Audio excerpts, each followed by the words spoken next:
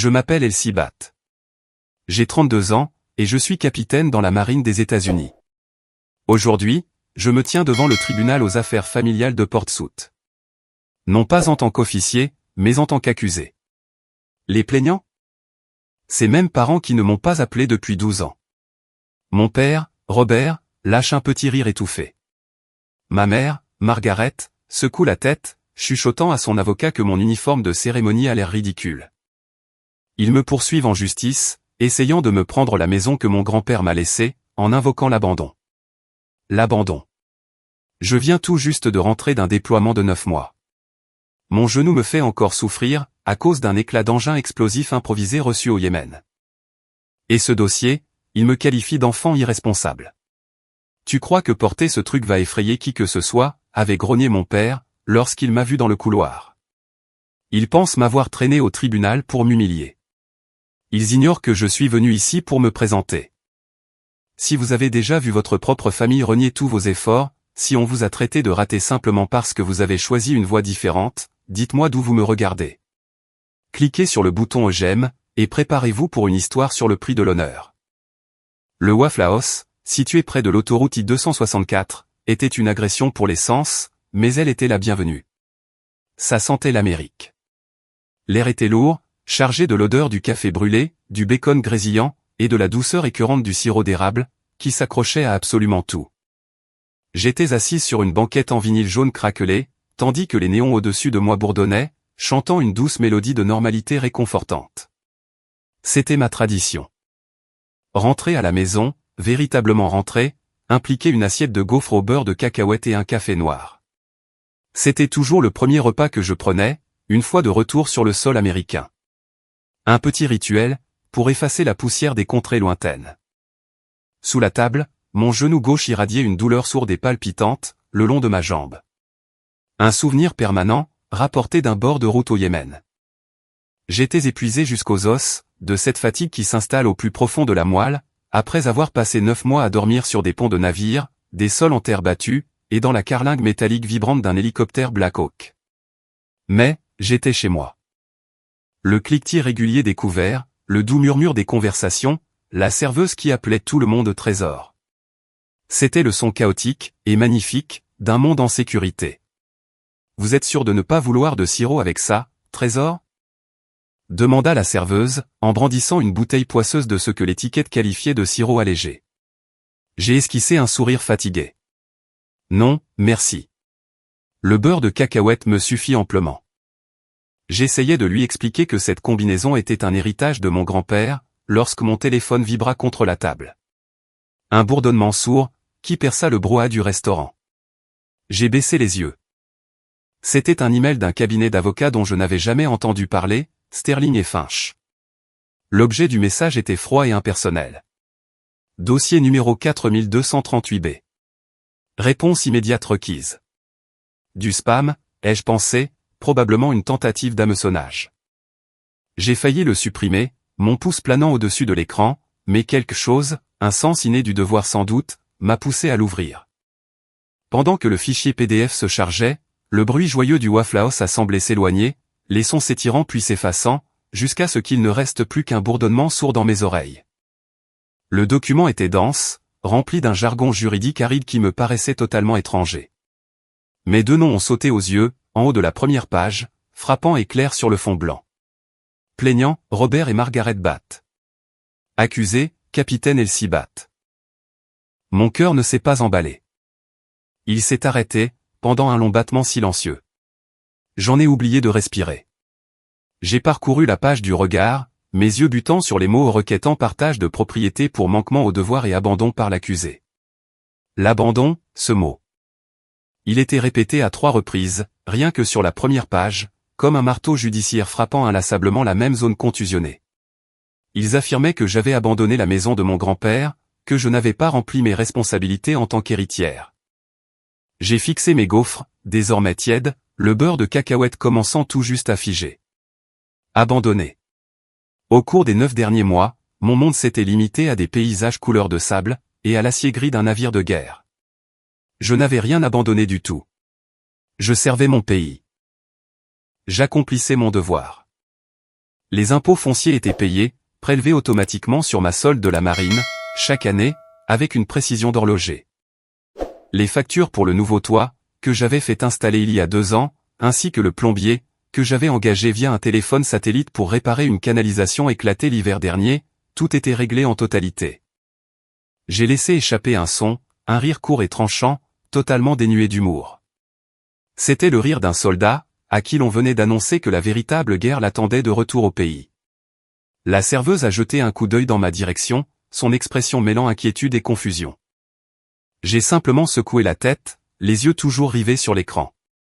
Mon premier instinct, forgé par mon entraînement, me hurlait d'analyser la menace, d'élaborer une stratégie. Mais ce n'était pas un ennemi que je pouvais prendre à revers. C'était mon propre sang. Ma main, pourtant si ferme même sous le feu ennemi, tremblait légèrement, alors que je cherchais le contact de mon frère. Ryan, l'enfant prodige, celui qui était resté à Portsmouth, qui avait un vrai travail dans la vente d'assurance, celui qui ne les décevait jamais. Il a décroché à la 3e sonnerie. Elsie, ça fait un bail. Quoi de neuf? Sa voix était distante, teintée de l'indifférence désinvolte de quelqu'un qui était simplement dérangé par cet appel. Ryan, maman et papa me poursuivent en justice, ai-je dit, les mots ayant le goût de gravier dans ma bouche. Pour la ferme de grand-père. Il y a eu une pause à l'autre bout du fil, non pas un silence de choc, mais un silence complice. Ouais, j'en ai entendu parler, a-t-il fini par dire, d'un ton monocorde. Il en avait entendu parler, il savait, et il n'avait pas appelé. Écoute, ils disent juste que tu ne rentres jamais à la maison, que l'endroit tombe en ruine. De plus, ils ont besoin d'argent. J'ai besoin d'argent. Tu devrais faire ce qu'il faut, et simplement renoncer. Il n'a jamais demandé si j'allais bien. Il n'a posé aucune question sur le Yémen. Il n'a pas cherché à savoir si j'étais rentré saine et sauve. La cruauté désinvolte de cette attitude fut un coup physique, bien plus acéré que n'importe quel éclat d'obus. Faire ce qu'il faut, ai-je murmuré, la question restant suspendue dans le vide mort qui nous séparait. Ouais, ce qu'il faut, a-t-il répété, comme s'il expliquait une évidence à une enfant. Au revoir, Ryan. J'ai mis fin à l'appel, avant même qu'il ne puisse répondre. La trahison de Ryan faisait plus mal que le procès lui-même. C'était la confirmation d'une vérité, que j'avais passé 12 ans à fuir. J'étais totalement et désespérément seul. La froideur de ce constat s'est installée dans ma poitrine, aussi lourde qu'un gilet pare-balles. Je me souviens du jour où je me suis engagé, il y a 12 ans. Mon père, un homme dont les mains étaient perpétuellement tachées de cambouis, et dont la vision du monde s'était forgée dans l'acier inflexible de son garage automobile, ne m'avait même pas regardé. Il est simplement resté près de son établi, refusant de reconnaître cette fille qui lui avait fait honte. Ma mère, une femme qui a passé sa vie dans l'ombre silencieuse de sa désapprobation, m'a envoyé un unique SMS, après que j'ai obtenu mon diplôme de la formation des cils. Nous avons élevé une fille, pas un soldat. Ne fais pas honte à cette famille. C'était tout. Pendant 12 ans. Pas un seul coup de téléphone à Noël, pas une carte pour mon anniversaire, pas le moindre mot. Lorsque j'étais cloué dans un hôpital militaire en Allemagne, après l'explosion de la bombe, ils n'ont pas appelé. Ils n'ont pas écrit. Ils ont intenté un procès. Ce n'était pas un acte de colère spontanée. C'était une frappe stratégique, minutieusement calculée. Ils voulaient la dernière chose qui me reliait à mon grand-père, la seule personne de cette famille qui m'ait jamais vraiment comprise. Mais, c'était bien plus que cela. Ils ne voulaient pas seulement la maison. Ils voulaient effacer mon héritage, et ce faisant, m'effacer moi. Mon café était froid. Mon appétit avait disparu. J'ai fixé mon téléphone, regardant les lettres noires et impitoyables sur l'écran. Dossier 4238B. Batte contre batte. Pourquoi voulait-il tant cette maison? Ce n'était pas un manoir. Ce n'était pas un grand domaine, perdu dans la campagne de Virginie. Mais en m'éloignant du Waffle House au volant de ma voiture, les documents juridiques pesant comme un poids mort sur le siège passager, je connaissais la réponse. Je savais pourquoi une simple maison en rondin pouvait allumer un tel incendie. C'était parce que cette maison était la sienne, et c'était le seul endroit au monde, où j'avais eu le sentiment d'être à ma place. La ferme de grand-père Édouard n'était pas un simple bien immobilier, à mes yeux. C'était un sanctuaire. Il l'avait construite lui-même, planche par planche, avec ses mêmes mains fermes, qui avaient servi sur un destroyer dans le Pacifique, pendant la Seconde Guerre mondiale.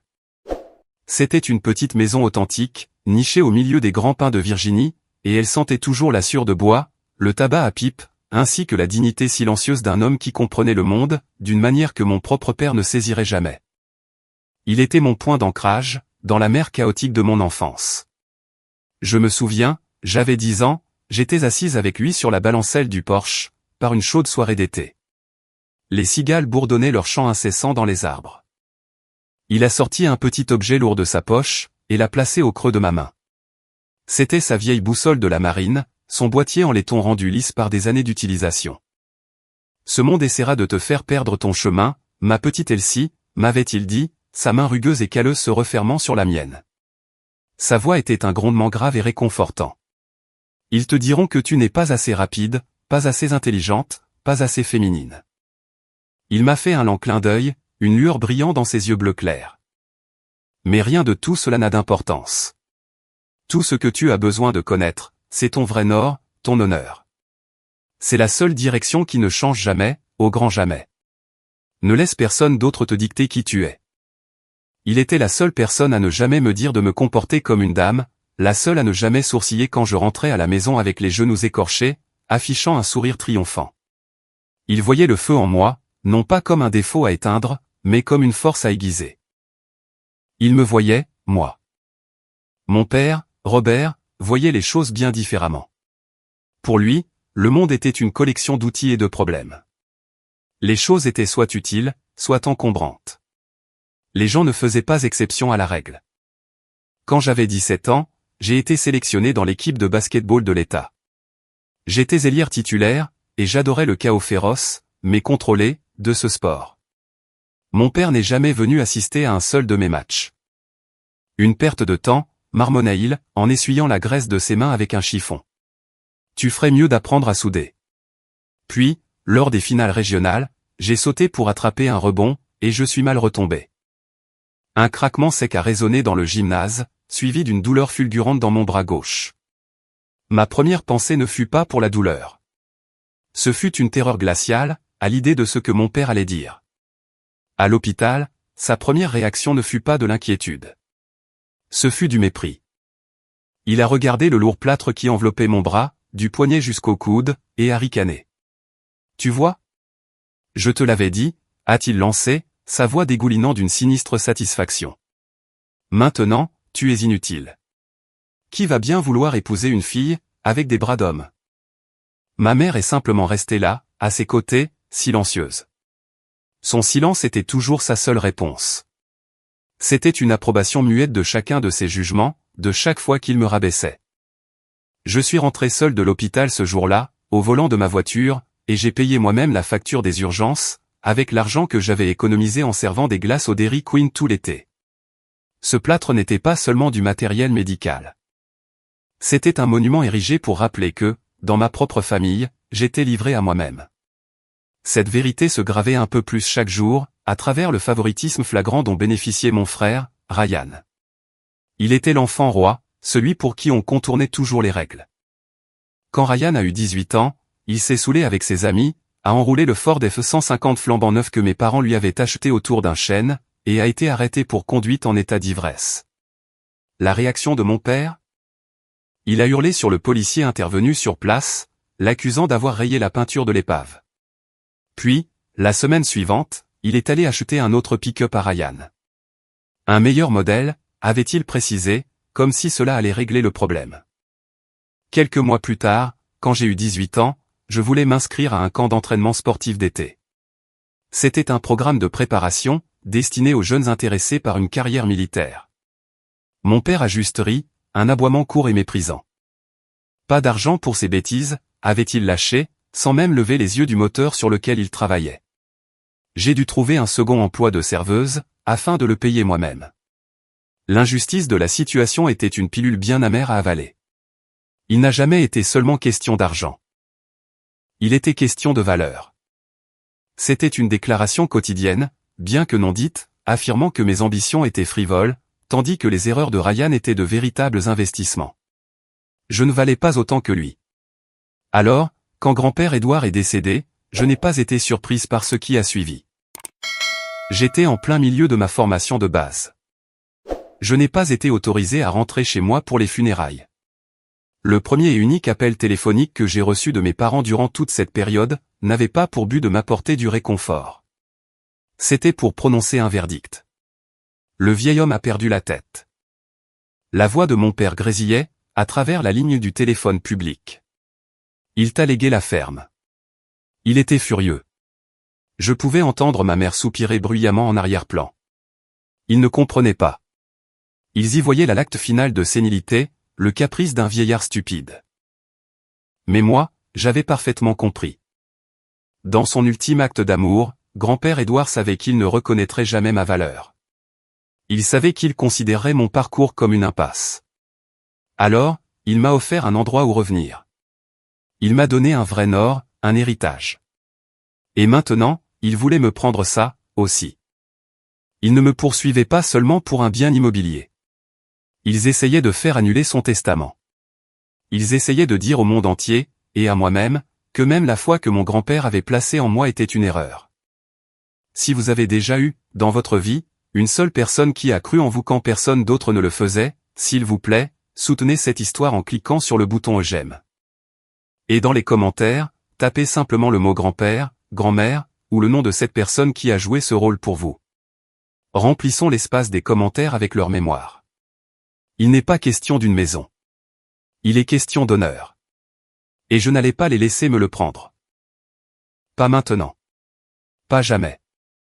Quelques jours avant la date de l'audience, un autre email de leur avocat, Monsieur Finch, a atterri dans ma boîte de réception. L'objet indiquait « Proposition d'accord à l'amiable ». J'ai senti un nœud glacial se resserrer dans mon estomac. Ce n'était pas une proposition. C'était un ultimatum, habillé du langage trompeusement poli de la justice. J'ai lu les mots, le souffle court. Mademoiselle Batt accepte de renoncer à tous ses droits sur la propriété. En échange, M et Madame Robert Batt conviendront de ne pas engager d'autres poursuites pour les dommages résultant de son irresponsabilité. Mademoiselle Batt, cette formule de politesse formelle était une pique délibérée, une façon de me rappeler que j'étais désormais une étrangère. Mais c'est le mot irresponsabilité qui a fait battre le sang dans mes tempes. Ils voulaient que je signe un bout de papier, qui me déclarait légalement irresponsable. Ils exigeaient des aveux écrits, pour un crime que je n'avais pas commis. Il ne s'agissait plus du tout d'une maison. Il s'agissait de soumission. Ils ne convoitaient pas seulement la ferme. Ils voulaient me voir plier le genou. Ils voulaient une victoire sur papier, qu'ils pourraient exhiber à toute la ville. La preuve que la fille rebelle avait enfin été brisée.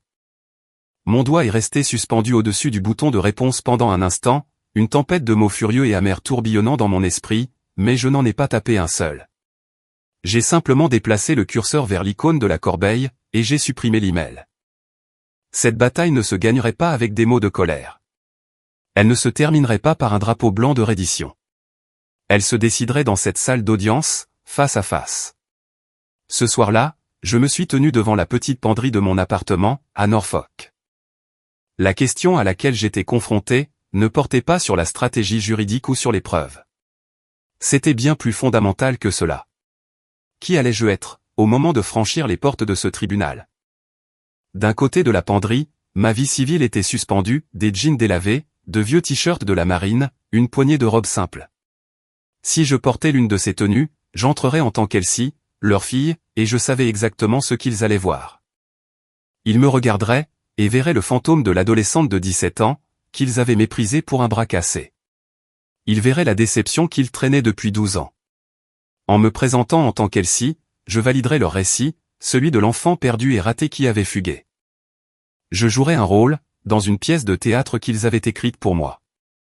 Puis, mes yeux se sont posés sur l'autre côté de la penderie.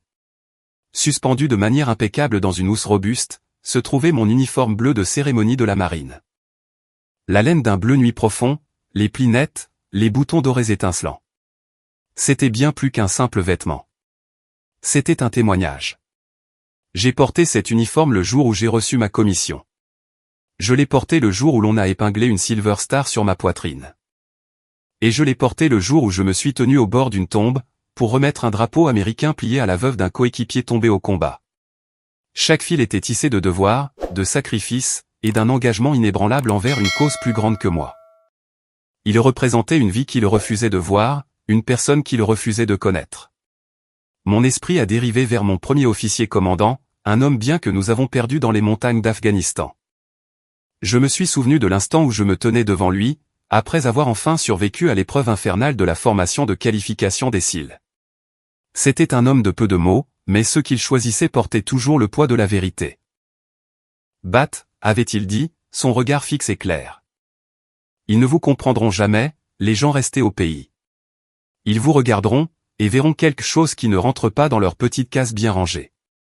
Ne perdez jamais une seule seconde de votre vie à vous en inquiéter. Il avait fait une pause, laissant les mots faire leur effet. Votre honneur, ce n'est pas quelque chose que les gens vous accordent. C'est le courage de vous présenter exactement tel que vous êtes, surtout lorsque cela les met mal à l'aise. Ces mots ont résonné dans mon appartement silencieux, une voix du passé venant guider mon présent. Il ne s'agissait pas de les intimider. Il ne s'agissait pas de parader. Il s'agissait de rétablir la vérité. Il s'agissait de dire les choses telles qu'elles étaient.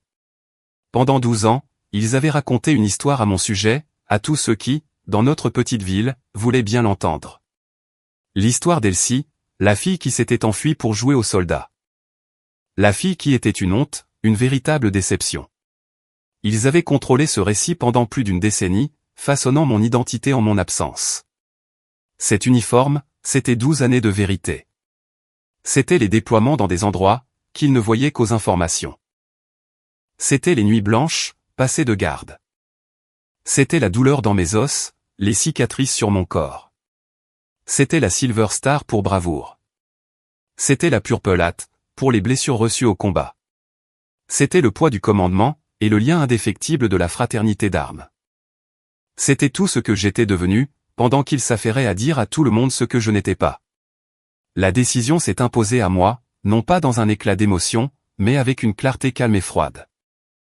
On doit se définir soi-même, avant que d'autres n'aient la chance de le faire à tort. J'ai tendu la main dans la penderie, et j'ai ouvert la housse. L'odeur de la laine propre et repassée a rempli l'air. J'ai étalé l'uniforme sur mon lit. Avec une précision méthodique, j'ai commencé mes préparatifs. J'ai repassé le moindre pli de la veste. J'ai pris un chiffon doux, et j'ai poli chacun des boutons en laiton, jusqu'à ce qu'ils brillent comme de l'or. J'ai soigneusement épinglé mes rubans au-dessus de la poche poitrine gauche. Un résumé coloré et silencieux, de mes états de service. Je n'allais pas au tribunal pour affronter ma famille. J'y allais pour me présenter, une fois pour toutes. La veille de l'audience, je ne suis pas resté dans mon appartement de Norfolk. J'avais l'impression que les 4 murs se refermaient sur moi. À la place, j'ai pris la route, en direction de la ferme. Alors que je m'engageais dans la longue allée de gravier, la maison semblait sombre et solitaire sous le clair de lune, une simple silhouette de souvenir, se dessinant contre le ciel étoilé de Virginie. Il faisait froid à l'intérieur, la maison dégageant cette odeur humide et renfermée, typique d'un endroit qui sommeille depuis trop longtemps. Je n'ai pas pris la peine d'allumer les lumières. Je suis simplement sorti sur le porche de mon grand-père, et je me suis assise sur la marche du haut. Mon vieux berger allemand, Knox, m'a suivi à pas feutrés, et a posé sa tête grisonnante sur mon genou blessé, en poussant un doux gémissement. Le silence, ici, était bien différent de la tranquillité de mon appartement. C'était un silence profond, presque lourd, rempli du chant des grillons et de l'attente du jour à venir. Demain, j'entrerai dans une salle d'audience, et je ferai face à mes propres parents, comme à des adversaires. J'avais rassemblé mes preuves, classées dans un dossier soigné. J'avais mon uniforme, repassé et prêt. J'avais ma stratégie. Mais, je n'étais pas préparé à ce sentiment. Un profond sentiment d'être orpheline. Et ce, même s'ils étaient tous les deux encore en vie, à quelques kilomètres à peine d'ici. Knox a gémi de nouveau, un faible grondement résonnant dans sa poitrine, comme s'il pouvait percevoir le tumulte qui m'habitait. J'ai enfoui mon visage dans la fourrure épaisse de son cou, son odeur familière m'offrant un maigre réconfort, dans cette vaste obscurité. Il n'y a plus que toi et moi, mon vieux, ai-je murmuré dans son pelage. Rien que toi et moi. Pendant un instant, derrière la détermination d'acier que je m'étais forgée, je me suis senti fragile. Je me suis senti terriblement seul. C'est à ce moment-là que mon téléphone a émis un bip. Le son soudain a déchiré la nuit paisible, aigu et intrusif. Je l'ai sorti, pensant qu'il s'agissait d'un email tardif de mon propre conseiller juridique. Mais le nom affiché sur l'écran n'était pas celui d'un avocat. C'était le sergent de première classe Alvarez, l'homme le plus imposant, et le plus effrayant de mon équipe, et ce qui se rapprochait le plus d'un frère pour moi. Le message était court, allant droit au but. Chef, j'ai entendu dire que vous aviez des problèmes de famille. Un petit sourire fatigué a effleuré mes lèvres. Les nouvelles, dans la communauté des cils, voyagent plus vite qu'un feu de forêt. C'était un circuit fermé de confiance et de rumeurs, où rien ne restait secret bien longtemps. J'ai répondu, mes doigts engourdis bougeant lentement dans l'air froid. Juste un petit drame familial, je gère. Sa réponse fut instantanée. Bien reçu, l'équipe vous envoie ses amitiés. Besoin qu'on aille rendre visite à quelqu'un? Ma belle famille est terrorisée par moi. J'ai laissé échapper un rire sincère, un son qui fut aussitôt avalé par la nuit.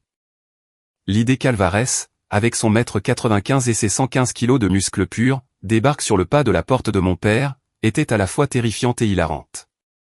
C'était sa façon à lui de dire « on assure vos arrières ». Puis, un second message est arrivé.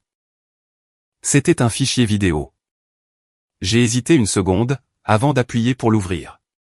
L'écran s'est allumé en clignotant, révélant une tente exiguë et mal éclairée, quelque part au Moyen-Orient. Entassés devant la caméra du téléphone, se trouvaient 7 visages familiers. Ils étaient épuisés, barbus, et couverts de la poussière du coin paumé où ils se trouvaient, mais leur sourire était immense. Et, capitaine, ont-ils tous hurlé, dans un chœur chaotique où leurs voix se chevauchaient. On a entendu dire que vous rentriez au bercail pour botter des culs au tribunal. Le visage de Mongo a rempli l'écran. Sérieusement, capitaine, ne vous laissez pas faire. Vous êtes la femme la plus coriace qu'on connaisse. Un autre. Smithy, un jeune infirmier originaire du Texas, s'est frayé un chemin vers l'avant. Madame, si vous avez besoin d'un témoin de moralité, vous n'avez qu'à dire un mot. Je raconterai au juge la fois où vous m'avez sorti de ce. La vidéo s'est coupée brusquement, probablement à cause d'une connexion satellite désastreuse. L'écran est devenu noir, mais l'image de leur visage souriant et loyaux restait gravée dans mon esprit. Je suis resté assise là, sur cette marche en bois glacial, fixant l'écran sombre, et j'ai senti une chaleur se répandre dans ma poitrine. Puis, une larme s'est échappée, traçant un sillon brûlant le long de ma joue froide. Puis une autre. Ce n'étaient pas des larmes de tristesse, ni d'apitoiement sur moi-même. C'étaient les larmes d'une gratitude bouleversante. Ces hommes, ils m'avaient vu dans mes pires moments, couverte de boue, de sang, et de sueur. Ils m'avaient vu prendre des décisions de vie ou de mort, sous le feu ennemi. Ils me confiaient leur vie, et je leur confiais la mienne. Et les voilà, à l'autre bout du monde, au beau milieu d'une véritable guerre, prenant le temps d'envoyer un message farfelu, mais plein de soutien, à leur officier commandant. Le silence de la ferme n'était plus alourdi par la solitude. Il était désormais rempli par l'écho de leur voix. Ma famille de sang ne m'avait pas appelé depuis 12 ans. Ma famille de cœur, elle, m'avait contacté en moins de 12 heures. Le contraste était un véritable coup de poing dans le ventre, mais c'était le genre de coup qui vous redonne du souffle, plutôt que de vous le couper. La famille, ce n'est pas seulement le sang avec lequel on est. Ce sont les personnes pour lesquelles on est prêt à saigner. J'ai pris une grande inspiration apaisante, l'air vif de la nuit m'éclaircissant les idées. Je n'étais pas orpheline. Je n'étais pas seul. Je me suis levé, tapotant la tête solide de Knox. Allez, mon grand, ai-je dit, ma voix redevenue ferme et assurée. Allons dormir un peu. Une grosse journée nous attend demain. La salle d'audience 3B, du tribunal aux affaires familiales de Portsmouth, était une petite boîte sans air, qui sentait le vieux papier, la cire à parquet, et cette légère odeur aigre propre à l'anxiété des autres. Les boiseries sombres semblaient absorber la lumière, et la pièce était chargée d'une tension nerveuse, que l'on pouvait presque goûter. Au moment même où j'ai poussé les lourdes doubles portes pour entrer, une vague de silence a déferlé sur l'assistance. Le faible murmure des chuchotements, ainsi que les frottements de pieds, ont cessé instantanément. Toutes les têtes ont pivoté dans ma direction. Mon uniforme bleu de cérémonie, avec ses lignes nettes et impeccables, ses boutons dorés étincelants, et l'histoire silencieuse, mais colorée, racontée par les rubans sur ma poitrine, a semblé aspirer tout le son et tout l'oxygène de la pièce. De l'autre côté de l'allée centrale, je les ai vus. Ils étaient assis au premier rang, formant un front uni d'accusation, juste derrière leur avocat. Mon père, Robert, était engoncé dans son meilleur costume, ce gris foncé qu'il portait pour les mariages et les enterrements. Il était trop serré, au niveau de ses larges épaules de mécanicien, ce qui le rendait encore plus rigide et mal à l'aise. Il a croisé mon regard, et un rictus cruel a tordu ses lèvres, avant qu'il ne lâche un petit rire sec et tranchant. Ce n'était pas un rire d'amusement. C'était le son d'un mépris pur et amer, une déclaration publique de son dédain. Ma mère, Margaret, a refusé de me regarder. Son attention était fixée sur leur avocat, tandis qu'un tic nerveux lui faisait lisser, sans cesse, le tissu de sa robe à fleurs du dimanche. Alors que je passais devant leur rangée, je l'ai entendu chuchoter à son mari, sa voix dégoulinant d'une honte familière hélas. C'est ridicule. Il faut toujours qu'elle se donne en spectacle. Ce murmure, bien qu'à peine audible, m'a frappé avec la force d'un coup physique.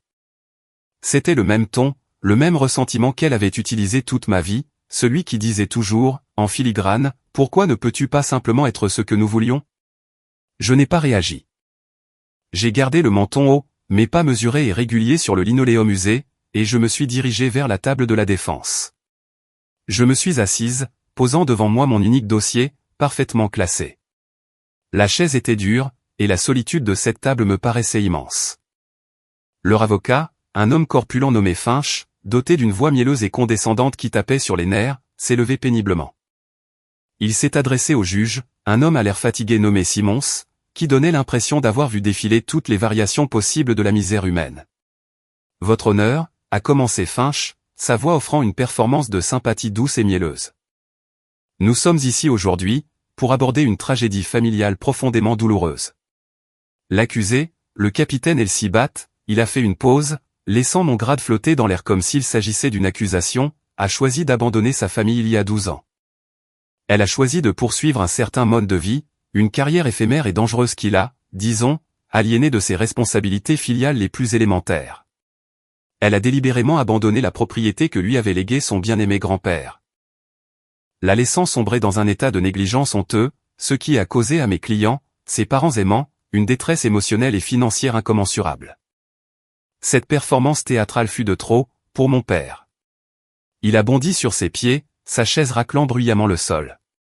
Son visage était couvert de plaques rouges, déformées par la fureur. Elle s'est enfuie pour jouer aux soldats. A-t-il hurlé, en pointant un doigt tremblant, taché de graisse, directement sur moi. L'assistance a poussé un hoquet de stupeur. Ça n'a jamais été rien d'autre qu'un vulgaire jeu. Tu crois que porter ce costume va effrayer qui que ce soit ? Tu n'es pas ma fille.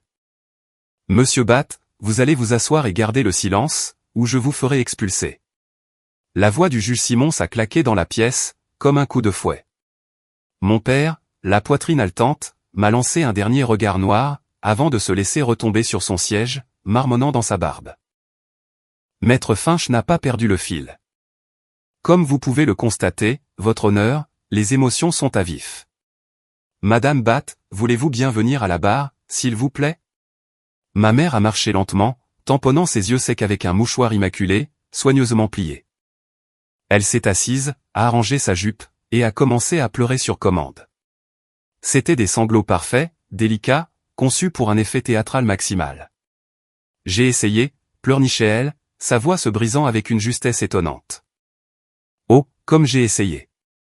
J'ai prié, chaque nuit, pour qu'elle rentre à la maison, pour qu'elle soit juste une fille normale, qu'elle trouve un bon jeune homme de la ville, qu'elle s'installe, et me donne des petits-enfants. Mais, l'armée l'a changée. Ça l'a rendue dure. Froide. Elle n'est plus ma petite fille. C'est une étrangère. Madame Batt a repris Finch avec douceur. Selon vous, votre fille a-t-elle abandonné la maison ? Ma mère a levé la tête, les yeux brillants de fausses larmes. Elle a regardé le juge, puis ce jury de visages anonymes dans l'assistance, regardant partout, sauf dans ma direction. Oui, a-t-il dit, d'un murmure peiné qui a porté jusqu'au moindre recoin de la salle. Elle l'a abandonné, tout comme elle nous a abandonnés. Elle ne rentre jamais pour Noël. Elle n'a même pas appelé, quand son père est tombé malade d'une pneumonie l'année dernière. Nous aurions pu être sur notre lit de mort, elle n'en aurait rien su.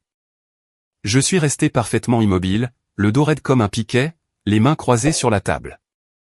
Le mensonge concernant la maladie de mon père fut celui qui me piqua le plus au vif. Je me souvenais très bien de cet appel, passé depuis un téléphone satellite, dans une tente balayée par le sable, au Yémen. La connexion qui grésillait, ma voix éraillée par le manque de sommeil. J'avais appelé. Elle n'avait pas décroché. C'était là, leur stratégie. Une exécution publique de ma personnalité. Chaque mot était une balle, soigneusement ciblée. Abandonnée. Pas ma fille. Ridicule. Froide. Étrangère. Ces mots martelaient les murs disciplinés, que j'avais érigés autour de mes émotions. Mon entraînement a pris le dessus. Une voix calme et froide, perçant à travers le bruit. Ne laisse jamais l'émotion dicter tes actes. Observe, analyse, agis. Je me suis concentré sur ma respiration, sur son rythme régulier, inspiration, expiration. J'ai imaginé le sourire niais de Mongo. J'ai ressenti le poids fantôme, de la boussole de mon grand-père, dans le creux de ma main. J'ai gardé les yeux fixés droit devant moi, non pas sur mes parents, mais sur le drapeau américain qui se dressait dans le coin. C'était mon ancre, dans cette tempête. Finalement, Maître Finch s'est tourné vers le juge. L'accusation a terminé, votre honneur. Un lourd silence s'est de nouveau installé. L'air était saturé de leurs accusations, leur chagrin fabriqué de toutes pièces flottant dans la pièce, comme un écran de fumée. Ils avaient tiré toutes les munitions de leur arsenal. Ils avaient raconté leur version de l'histoire. Ils avaient vidé leur sac. Maintenant, c'était à mon tour. Lorsque leur avocat s'est rassis avec un air suffisant, un silence épais et étouffant a envahi la salle d'audience. Il était alourdi par leurs accusations, par le poids de leurs récits minutieusement orchestrés. Le juge Simons, qui avait écouté avec une sorte de patience lasse, a ajusté les lunettes sur son nez, et a finalement tourné toute son attention vers moi. Son expression était indéchiffrable. Le masque neutre du magistrat. L'accusé, a-t-il dit, de sa voix de baryton plate et fatiguée, une voix qui avait probablement présidé un millier de conflits familiaux, identiques à celui-ci. Souhaitez-vous répondre? Avez-vous un avocat présent pour vous représenter? J'ai pris une inspiration lente et délibérée. Inspirer, expirer, exactement comme on me l'avait appris. Puis, j'ai repoussé ma chaise, le bruit de ses pieds raclant le sol étant le seul son, dans toute la pièce. Je me suis levé. Chaque murmure dans l'assistance s'est tu. Tous les regards se sont braqués sur moi, une figure solitaire, drapée de bleu marine et d'or. Je n'ai pas besoin d'avocat, votre honneur, ai-je répondu. Ma voix était calme, claire, et assurée. Je m'étais entraîné pendant des années, à projeter des ordres à travers le chaos assourdissant d'un champ de bataille, le silence de cette salle d'audience n'était en rien un défi. Et oui, j'aimerais beaucoup avoir l'opportunité de répondre. J'ai gardé mon regard fixé sur le juge. Sur cette estrade surélevée, symbole même de la loi, ils avaient fait appel à l'émotion et à la pitié. Moi, j'allais faire appel aux faits. Pour commencer, ai-je lancé, ma voix résonnant avec une formalité qu'ils ne m'avaient jamais connue. Pour le procès-verbal, je m'appelle Capitaine Elsie Batt, de la Marine des États-Unis. J'ai consciemment mis une légère emphase sur mon grade, le laissant flotter dans l'air comme une réfutation directe, à la remarque moqueuse de mon père sur mon prétendu costume. Je ne joue pas aux soldats, comme l'a prétendu le plaignant. Je sers mon pays. Du coin de l'œil, j'ai vu mon père renâcler, émettant un petit son de dégoût. J'ai refusé de regarder dans sa direction. Son pouvoir sur ma vie, sa capacité à me rabaisser d'un seul regard, prenait fin aujourd'hui. Il avait accaparé la scène pendant 12 ans. Son temps était désormais écoulé. En ce qui concerne l'accusation centrale d'abandon, ai-je poursuivi, mon ton adoptant délibérément celui d'un compte-rendu factuel, presque clinique. Je me suis penché, et j'ai saisi le classeur épais de 2 cm, posé sur ma table. J'aimerais soumettre, à titre de preuve, 12 années de relevé d'impôts fonciers pour la ferme de mon grand-père. J'ai fait les quelques pas, qui me séparaient du bureau du greffier, et j'ai posé le classeur. Je ne l'ai pas claqué, mais je ne l'ai pas posé doucement non plus. Il a atterri avec un bruit sourd, solide et définitif, qui a semblé ponctuer le silence. Vous constaterez, ai-je repris, en m'adressant de nouveau au juge, que chaque paiement a été effectué dans son intégralité, et en temps voulu, par prélèvement automatique sur mon compte de solde en service actif.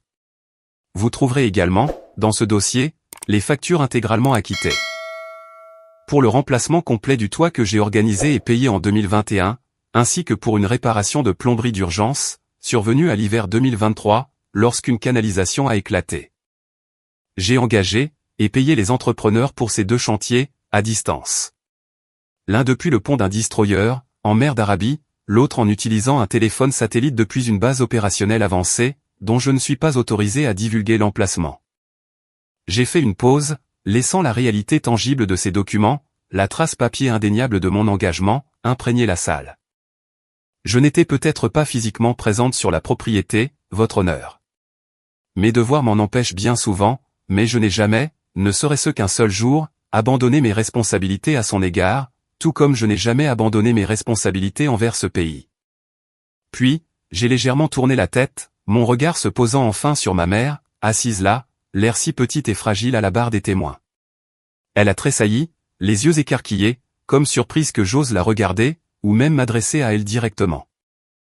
Ma mère a raison sur un point, ai-je déclaré. J'ai vu une lueur de confusion, mêlée de triomphe, traverser son visage, croyant sans doute que j'étais sur le point de concéder un argument. Je n'étais pas à la maison quand mon père était malade, et je n'étais pas à la maison pour Noël. Je lui ai laissé savourer cette petite victoire l'espace d'un instant, avant de me tourner à nouveau vers le juge, pour la lui arracher. Le jour de Noël 2019, votre honneur, mon équipe et moi étions en poste dans un avant-poste isolé au Yémen, sécurisant un périmètre sous la menace constante de l'ennemi. Et, en mars de l'année dernière, lorsque mon père souffrait d'une pneumonie.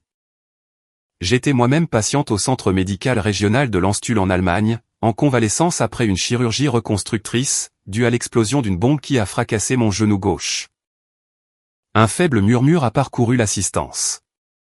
J'ai continué, ma voix restant toujours aussi mesurée et factuelle. J'ai cependant appelé. J'ai appelé ma mère, depuis mon lit d'hôpital. Elle n'a pas répondu au téléphone. J'ai fait une pause, puis j'ai ajouté cet ultime détail, dans un murmure glacial.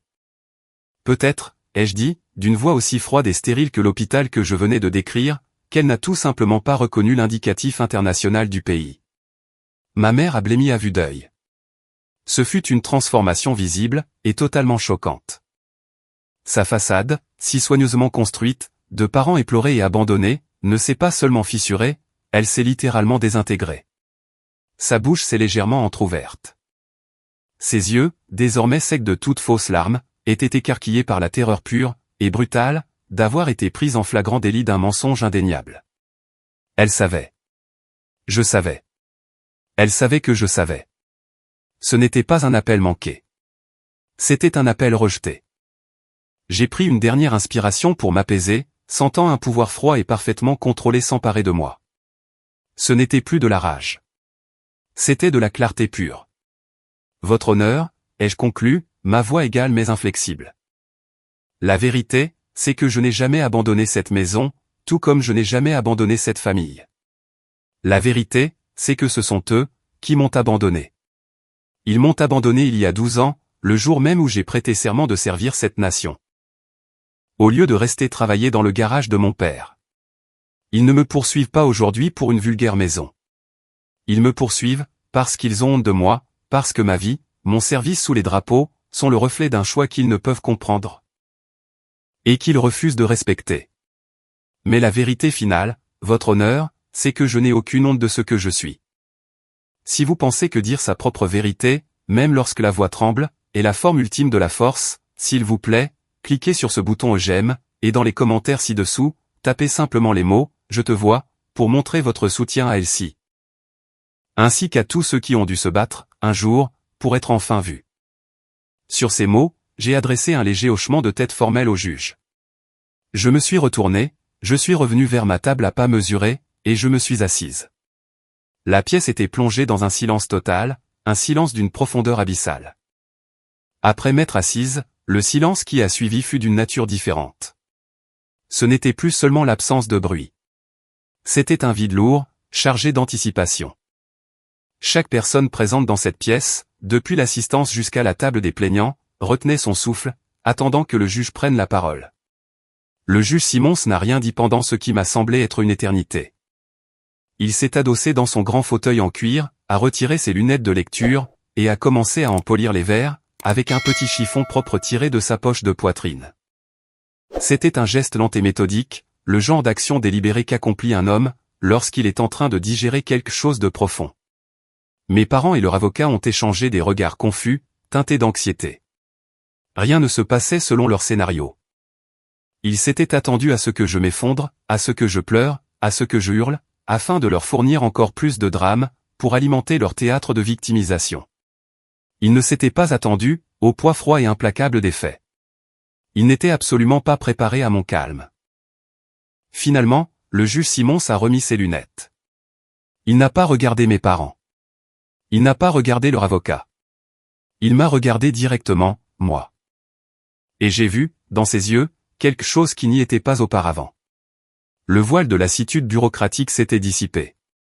À la place, il y avait une concentration aiguë, si pénétrante, une intensité telle, qu'elle m'a poussé à me redresser encore un peu plus. C'était le regard d'un homme qui ne se contentait plus de présider une affaire. Il voyait clair dans leur jeu. Capitaine Batt, a-t-il dit, sa voix grave et résonnante semblant faire vibrer l'air lui-même. Où servez-vous? Au sein du groupe de développement de la guerre spéciale navale, monsieur, ai-je répondu, gardant ma réponse précise et formelle. Je ne suis pas autorisé à discuter des détails opérationnels. Il a hoché la tête lentement, de manière délibérée, comme si ma réponse était exactement celle qu'il attendait. Je ne vous demande pas de détails opérationnels, capitaine. Son regard a glissé de mon visage, pour descendre vers les rubans colorés, alignés sur ma poitrine. Ses yeux, entraînés par un passé que je ne pouvais deviner, les ont scrutés, non pas comme de simples décorations, mais comme un langage, une véritable histoire. Ce troisième ruban en partant du haut, a-t-il demandé, la voix toujours aussi grave. C'est bien la Silver Star, n'est-ce pas? J'ai été si stupéfaite par la question, que je n'ai pu murmurer qu'un faible « oui, monsieur ».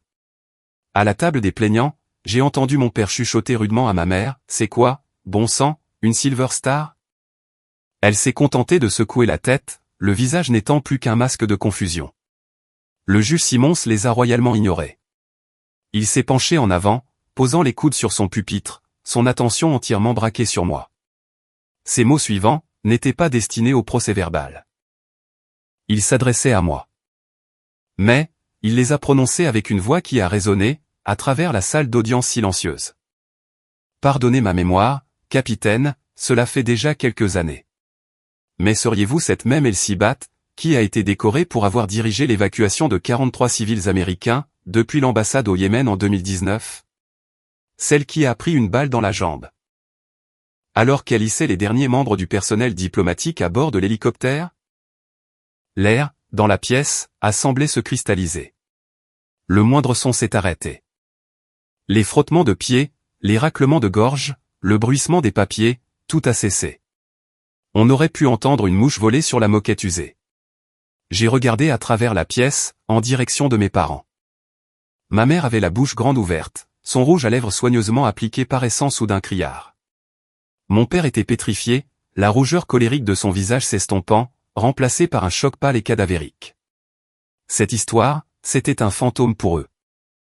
Un simple gros titre, sur lequel ils avaient peut-être jeté un coup d'œil distrait dans un journal. Un reportage, qu'ils avaient sûrement ignoré au journal télévisé du soir. Ils ne l'avaient jamais entendu. Ils n'avaient jamais posé la question. Pendant un long instant, j'ai été incapable de trouver ma voix. La reconnaissance publique, et soudaine, du jour le plus déterminant et le plus traumatisant de toute ma carrière, ici même, dans cette petite salle d'audience étouffante, était profondément déconcertante. J'ai dégluti avec difficulté, et j'ai fait un bref et unique signe de tête. Je ne faisais que mon devoir, votre honneur. Un petit sourire triste a effleuré le coin des lèvres du juge Simons. Ce fut la première lueur de chaleur, que j'ai vue émaner de lui de toute la journée. Capitaine, a-t-il soufflé doucement. C'est un sacré euphémisme. Puis, il s'est tourné. Il a physiquement fait pivoter son fauteuil entier, pour faire face à mes parents, et la chaleur dans sa voix a instantanément disparu, remplacée par quelque chose de froid, et d'aussi dur que de l'acier forgé. Le juge Lass avait disparu. À sa place, siégeait désormais un homme personnellement investi. Monsieur et Madame Batt, a-t-il commencé, d'une voix dangereusement calme. Vous avez déposé une requête devant ce tribunal, poursuivant votre propre fille, pour l'abandon d'un bien immobilier. Il s'est penché, et, sans même baisser les yeux, a attrapé le classeur de preuves que j'avais soumis. Il l'a brandi en l'air. Il semblerait que, pendant qu'elle s'affairait à s'assurer que les impôts de cette maison étaient payés, elle était, par la même occasion, bien occupée à sauver la vie de 43 Américains. Des personnes qui auraient très bien pu être vos voisins, ou vos amis. Il a laissé retomber le classeur sur le pupitre, avec un claquement retentissant, qui a fait sursauter mes deux parents. Pendant que vous étiez occupés à avoir honte d'elle, a-t-il assoné, sa voix s'élevant avec une colère contrôlée et justifiée, le reste de ce pays. Il a abattu sa main avec force sur le pupitre, un son semblable à un coup de maillet. Point lui doit une immense dette de gratitude. Le juge Simons n'avait pas terminé. Ces mots avaient pétrifié la salle, la plongeant dans le silence. Mais, il ne faisait pas qu'une simple déclaration. Il enfonçait le clou, s'assurant que le message était bien reçu, avec la force brutale d'un bélier.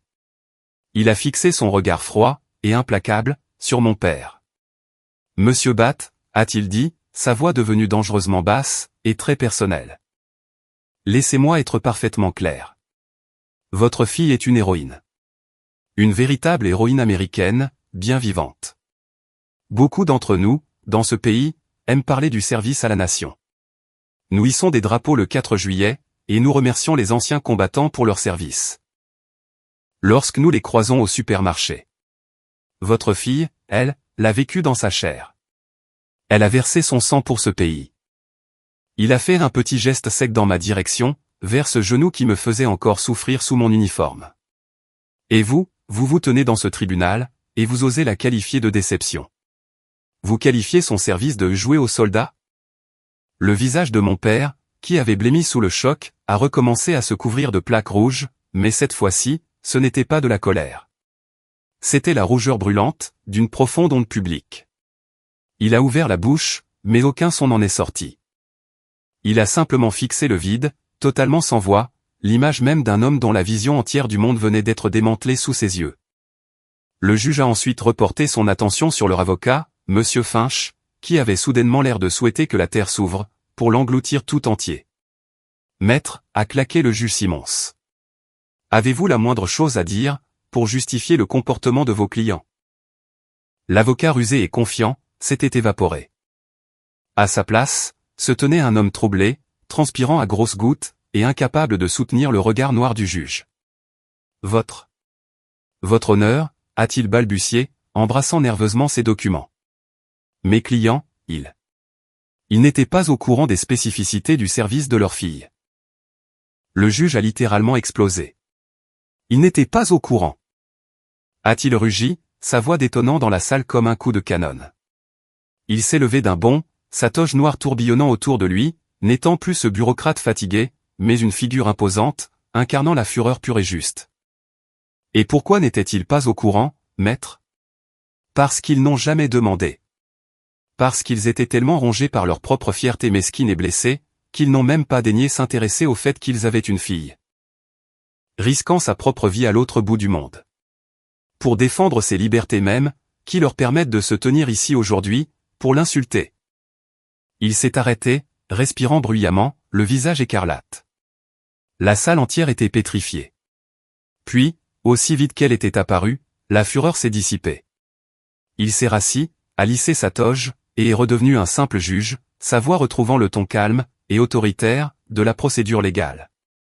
En vertu des lois du Commonwealth de Virginie, a-t-il déclaré froidement. Une demande pour abandon de propriété requiert la preuve d'une négligence totale et absolue, ainsi que l'intention de renoncer à toute responsabilité. L'accusé a fourni des preuves claires, et irréfutables, d'un entretien financier continu, d'une maintenance régulière. Et de sa responsabilité. Par conséquent, il n'y a absolument aucun fondement juridique à cette requête. Il a tendu la main pour saisir son maillet de bois, ses mouvements étant désormais délibérés, et définitifs. La requête présentée par les plaignants, a déclaré le juge Simons, sa voix résonnant d'un ton sans appel, est, par la présente, rejetée. Il a abattu son maillet. Crac. Le son fut sec et absolu. Ce n'était pas un simple bruit. Cela ressemblait à un événement physique, une véritable onde de choc qui a semblé ébranler les fondations mêmes de la pièce, brisant enfin le maléfice de 12 années d'injustice. De plus, a-t-il ajouté, sa voix tranchant à travers le silence retentissant. Je conclus que cette plainte a été déposée de manière frivole, avec une intention malveillante, et dans le but principal de harceler l'accusé. Par conséquent, le tribunal ordonne que tous les frais de justice de la défense, bien qu'elle ait eu la sagesse de ne pas en nécessiter, soient payés dans leur intégralité par les plaignants. Il m'a regardé à cet instant, et l'acier dans son regard s'est adouci un instant. Il m'a adressé un lent et respectueux signe de tête. « Merci pour votre service, capitaine. » Et sur ces mots, il s'est levé, et a quitté la salle d'audience par une porte latérale, laissant dans son sillage un silence stupéfait, et fracassant. Pendant une seconde entière, personne n'a bougé. C'était comme si le temps s'était arrêté. Puis, le charme s'est rompu. Mon père a poussé un rugissement étranglé, incohérent, fait de pure rage, et a violemment abattu son poing sur le dossier du banc en bois devant lui. Le bruit de la chair frappant le bois a résonné, dans la pièce silencieuse. Ma mère a fini par s'effondrer complètement, ses épaules secouées par des sanglots saccadés, et bien réels, cette fois. Ce n'étaient plus les fausses larmes, versées à la barre des témoins. C'étaient les larmes amères, et hideuses, d'une défaite absolue. Ils avaient perdu. Ils n'avaient pas seulement perdu un procès. Ils avaient été publiquement mis à nu. Leur cruauté et leur égoïsme avaient été exposés aux yeux de toute la ville. L'arme qu'ils avaient tenté d'utiliser contre moi, cette salle d'audience, s'était retournée contre eux, avec une force dévastatrice. Je les ai observés pendant un instant, et une chose étrange s'est produite.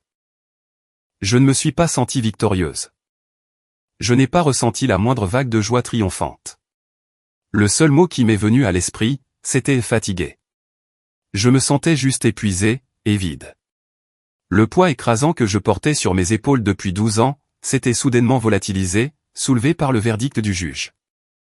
Mais son absence avait laissé un espace creux, une douleur silencieuse à l'endroit même où se trouvait ce fardeau. Je me suis levé, mes mouvements me paraissant lents, et incroyablement lourds. J'ai lissé l'avant de la veste de mon uniforme. Un petit geste automatique, pour rétablir l'ordre. Et, sans lancer un seul regard en arrière, je me suis retourné, et je suis sorti de la salle d'audience, laissant les débris de ma famille derrière moi. Je ne suis pas retourné à mon appartement de Norfolk, après l'audience. J'ai conduit directement jusqu'à la ferme. Le silence dans mon pick-up offrait un contraste saisissant, avec la détonation émotionnelle à laquelle je venais d'assister. Je n'ai pas enlevé mon uniforme. Je me suis avancé sur le porche arrière, ce même porche que mon grand-père avait construit, et je me suis assis sur les marches, la laine sombre de ma veste me semblant bien lourde, et trop formelle, dans l'air paisible de la campagne. J'ai regardé le soleil plonger sous les grands pins, peignant le ciel avec de douces nuances d'orange et de violet. Knox est venu poser sa tête sur mes genoux, sa présence m'apportant un réconfort chaleureux et solide. J'avais gagné. Le verdict était clair, et la victoire totale. Alors, pourquoi me sentais-je si vide à l'intérieur? Le maillet du juge avait brisé une malédiction de 12 ans, faite de mensonges et d'accusations, mais il ne pouvait pas guérir par magie les blessures sous-jacentes. Assise là, dans ce silence qui suivait la tempête, une prise de conscience surprenante s'est imposée à moi. Je n'avais jamais véritablement voulu les humilier. Je n'avais jamais voulu les voir brisés, ni exposés dans un tribunal public. Tout ce que j'avais toujours souhaité, c'est qu'ils me voient, qu'ils voient la personne que j'étais devenue, et non pas la déception qu'ils s'étaient imaginée. Pendant 12 ans, j'avais porté le fardeau de leur incompréhension. Je l'avais porté lors de longues marches, lors de missions secrètes, et sur les ponts solitaires de navires, à l'autre bout du monde. C'était un fardeau auquel je m'étais tellement habitué, que je ne savais presque plus qui j'étais sans lui. Maintenant il avait disparu, enlevé de mes épaules par un inconnu en toge noire, et je ne savais pas quoi faire de cette soudaine, et terrifiante, légèreté. Quelques jours ont passé. Je les ai passés à la ferme, essayant de me réapproprier l'espace, à la fois physiquement et mentalement. J'ai commencé à arracher les mauvaises herbes qui envahissaient les vieux parterres de fleurs de ma grand-mère, mes mains finissant à vif, à force de tirer sur des racines tenaces. C'était un travail physique abrutissant, mais une bonne façon d'évacuer, par la sueur, les tensions persistantes.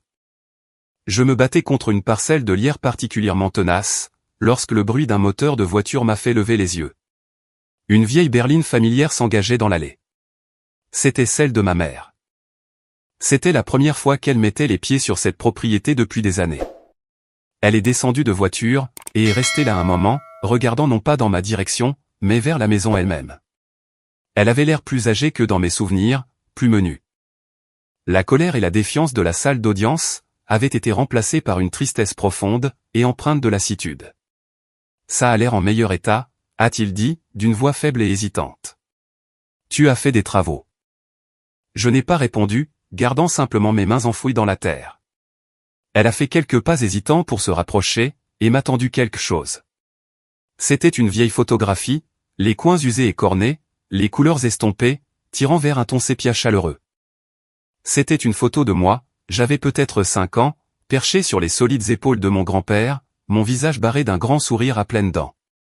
Il levait les yeux vers moi, et son expression n'était que pure fierté, absolue et sans mélange. Il aurait été si fier de toi, Elsie, a dit ma mère, sa voix n'étant qu'un murmure. Je ne la regardais toujours pas. Ton père, il a juste eu peur. Tu es allé dans tous ces endroits. Il était terrorisé à l'idée de te perdre. Et pour un homme comme lui, cette peur, elle se transforme inévitablement en colère. C'est la seule façon qu'il connaisse d'exprimer ses sentiments. Finalement, j'ai levé les yeux de la terre, et mon regard a croisé le sien. Pourquoi me racontes-tu ça, maintenant? Ses yeux, pour la toute première fois, semblaient hantés. À cause de ce qui s'est passé au tribunal, a-t-elle répondu, la voix tremblant légèrement. Le juge, il avait raison. Nous ne savions pas. Nous ne savions pas, parce que nous n'avons jamais posé la question. Elle a pris une inspiration tremblante, comme si cet aveu lui était douloureux. Ton père? Après le reportage télévisé sur ce sauvetage, il l'a cherché sur YouTube. Il l'a regardé, encore et encore. Il n'en a jamais parlé à personne, pas même à moi. Je l'ai découvert uniquement, parce que j'ai vu l'historique des recherches sur l'ordinateur. Mon cœur a semblé rater un battement. Pendant tout ce temps, il savait. Il savait qui j'étais, et ce que j'avais accompli. Il avait vu la preuve de l'œuvre de ma vie, mais sa fierté obstinée, et inflexible, lui interdisait de le reconnaître. C'était un secret qu'il gardait sous clé, un acte silencieux et solitaire, observant cette fille qu'il prétendait ne plus avoir. « Qu'est-ce que tu veux, maman ?» ai-je demandé, d'une voix monocorde. J'avais besoin de couper court aux excuses, de trancher à travers ces années de silence. Elle m'a regardé, m'a vraiment regardé alors, le regard fixe. Ce dimanche, a-t-elle lancé, les mots sortant dans un murmure précipité. Viens dîner à la maison. Je te préparerai ton poulet frit préféré. Je l'ai simplement dévisagé. L'idée était tellement absurde, si terriblement normale après des années d'une séparation aussi amère. Je ne sais pas, ai-je répondu, ma voix ne trahissant aucune émotion. S'il te plaît, Elsie, a-t-elle imploré. Et pour la première fois, j'ai entendu une faille dans son calme apparent. C'était le son d'un véritable désespoir. Ton père, il sera là. Il est d'accord. C'était le tout premier rameau d'olivier, tendu après 12 années d'un silence glacial. Je l'ai regardé, et je n'ai plus vu un monstre. J'ai vu une femme fatiguée, et effrayée, qui avait passé sa vie à faire les mauvais choix, en se rangeant systématiquement du côté de son mari, même lorsqu'il avait tort. Elle l'avait suivi sur le chemin de la colère et du ressentiment. Et maintenant, elle se tenait seule dans une impasse, essayant désespérément de retrouver son chemin. Je vais y réfléchir, ai-je dit. Mais alors qu'elle remontait dans sa voiture pour s'éloigner, me laissant seule dans la quiétude du jardin, je savais. Au fond de moi, je savais déjà que j'irais.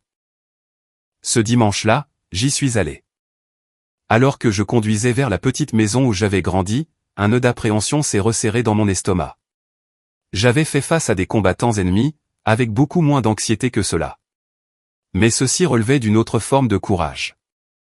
C'était le courage d'être vulnérable, d'accepter les choses que je ne pouvais pas changer, et de trouver la force de changer celles que je pouvais. Au moment de choisir mon uniforme ce matin-là, je n'ai pas opté pour la tenue de cérémonie bleue. Je n'ai pas non plus choisi des vêtements civils. J'ai opté pour mon uniforme de service kaki, la tenue de tous les jours, standard, d'un officier de la marine. Ce n'était pas une déclaration de guerre, comme l'avait été l'uniforme bleu. Ce n'était pas non plus une retraite, dans l'anonymat de n'être que la simple Elsie. C'était une tranquille déclaration des faits. Voilà qui je suis, chaque jour de ma vie. C'est moi. Je me suis avancé jusqu'à la porte d'entrée, et j'ai frappé avant de perdre mon courage. Ma mère m'a ouvert, arborant un sourire nerveux sur son visage. Dès que j'ai franchi le seuil, l'odeur si familière du poulet frit, de la purée de pommes de terre, et des biscuits au bas beurre, a empli l'air. L'odeur d'un millier de dîners du dimanche, provenant d'une vie antérieure. Mon père était dans la cuisine, debout, de manière un peu maladroite, près de la cuisinière, semblant presque ne pas être à sa place dans sa propre maison. Il a levé les yeux quand je suis entré. Son regard m'a parcouru, détaillant l'uniforme kaki. Et, l'espace d'un instant, j'ai revu cette vieille dureté sur son visage, mais soudain, quelque chose a changé. Il a fait un signe de tête bref, presque imperceptible. « Entre », a-t-il dit, sa voix n'étant qu'un faible grognement. Le poulet est presque prêt. L'air était lourd de mots non dits, alourdi par 12 années de colère et de blessures en suspens entre nous. Mais l'ambiance n'était plus hostile. C'était simplement gênant. Et pour la toute première fois, cette gêne ressemblait à un progrès. Nous avons dîné dans un silence presque total. Les seuls bruits étaient les cliquetis des fourchettes contre les assiettes. Ce n'était pas confortable, mais c'était un début. C'était un repas partagé, une trêve déclarée autour d'une assiette de pommes de terre. Après le dîner, alors que j'aidais ma mère à débarrasser la table, mon père a pris la parole depuis l'encadrement de la porte.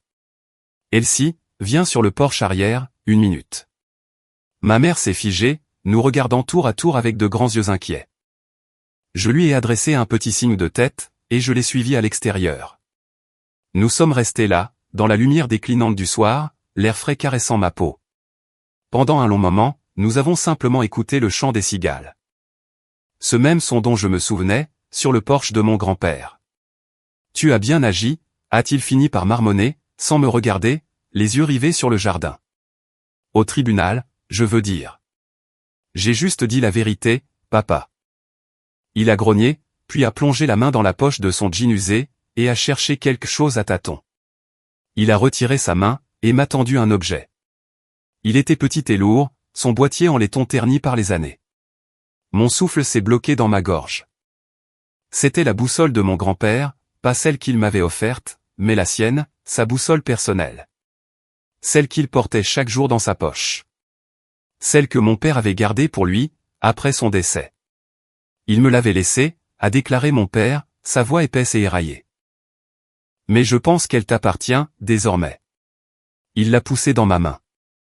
Tu l'as mérité plus que moi. J'ai refermé mes doigts sur la boussole, son poids familier constituant une présence solide dans ma paume. C'était ça, et non des excuses. Il emporterait probablement le secret de ces mots dans sa tombe, sans jamais prononcer un « je suis désolé ». Mais ce geste, cette cession d'un héritage familial, cette reconnaissance de ma valeur, c'était bien plus puissant, que ne pourraient l'être de simples excuses. Il ne renonçait pas seulement à ses droits sur un objet, mais bien à l'héritage de l'homme que nous avions tous les deux aimé. J'ai ouvert le couvercle en laiton. Là, gravés à l'intérieur, se trouvaient les mots de mon grand-père. L'honneur est la seule direction, qui ne change jamais. J'ai levé les yeux vers mon père. Il a enfin soutenu mon regard, et dans ses yeux, je n'ai pas vu de colère, mais un regret profond, hélas. Il a tendu une main maladroite, et hésitante, et l'a posée sur mon épaule. Sa main était lourde, calleuse, et sentait légèrement l'huile de moteur. C'était la première fois qu'il me touchait, par un geste de tendresse, depuis que j'étais toute petite.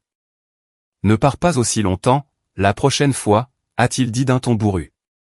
Et ce fut tout. Pas de grand pardon, pas de guérison magique de toutes les blessures. C'était quelque chose de plus infime, et peut-être de plus vrai. C'était de l'acceptation. La guerre était terminée. La longue trêve glaciale avait enfin commencé. Au cours de mes permissions suivantes, j'ai travaillé à la ferme. J'ai réparé la balancelle du porche, j'ai planté un nouveau jardin, et j'ai donné un coup de peinture fraîche à toute la maison. Et le week-end, mon père conduisait jusqu'ici pour m'aider. Il ne parlait jamais beaucoup. Il se pointait simplement avec sa boîte à outils, et nous travaillions côte à côte, dans un rythme confortable et silencieux, celui du travail partagé. Puis, un samedi, Ryan a débarqué lui aussi. Il avait l'air maladroit et pas du tout à sa place, mais il a pris un pinceau, et a commencé à travailler. Nous n'avons pas abordé le sujet du procès. Nous avons juste peint. Nous avons dîné ensemble, sur ce porche fraîchement repeint, tous les trois. Pour la première fois depuis plus d'une décennie, nous avons ressenti quelque chose qui ressemblait, de nouveau, à une famille. Mon histoire, celle du tribunal, a fini par s'ébruiter. J'ai été invité à prendre la parole dans mon ancien lycée, pour la journée des anciens combattants.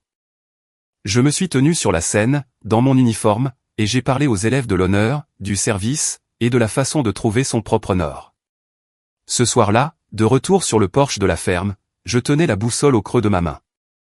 En dessous de l'inscription intemporelle de mon grand-père, j'avais soigneusement fait graver une nouvelle ligne, une leçon apprise dans le creuset de ma propre vie. On y lisait, le pardon est la forme la plus pure de la discipline. J'avais trouvé ma direction. J'étais enfin rentré chez moi. Merci d'avoir parcouru ce chemin à mes côtés. Mon histoire ne parle pas seulement de la famille dans laquelle on est, mais bien de l'honneur que l'on se construit soi-même. Elle parle de trouver son propre nord, même lorsque le monde essaie de vous convaincre que vous êtes perdu. Dans les commentaires ci-dessous, je serais honoré que vous partagiez un seul mot, celui qui représente votre vrai nord, que ce soit la famille, l'honneur, la paix, ou la liberté. Si les histoires parlant de résilience, et du courage de définir sa propre valeur, ont de l'importance pour vous, s'il vous plaît, aimez cette vidéo et abonnez-vous à la chaîne. Vous n'êtes pas seul, dans votre voyage.